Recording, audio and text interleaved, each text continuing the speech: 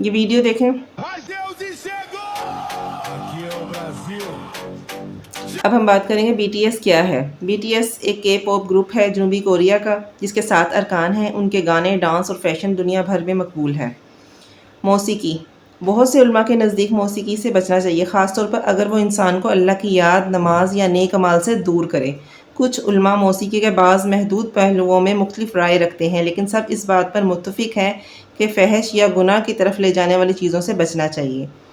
غیر محرم کی طرف بار بار دیکھنا، اگر کسی گلوکار یا اداکار کی تصاویر یا ویڈیوز یا ڈانس کو شوق سے بار بار دیکھنا انسان کو غلط خیالات یا گناہ کی طرف لے جائے تو اسلام میں اس سے بچنے کی تعلیم دیتا ہے۔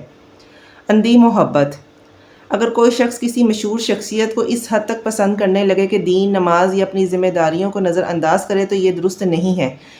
اسلام میں سب سے زیادہ محبت اللہ تعالیٰ اور آپ صلی اللہ علیہ وآلہ وسلم اور نیک لوگوں سے ہونی چاہیے۔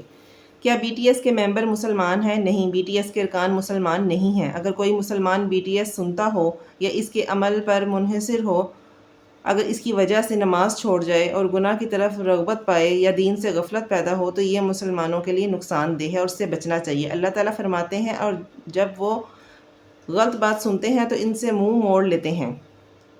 آپ صلی اللہ علیہ وآلہ وسلم نے فرمایا حلال بھی واضح ہے اور حرام بھی واضح ہے اور ان کے درمیان کچھ مشتبہ چیزیں ہیں، بس جو مشتبہ چیزوں سے بچ گیا اس نے اپنے دین اور عزت کی حفاظت کر لی۔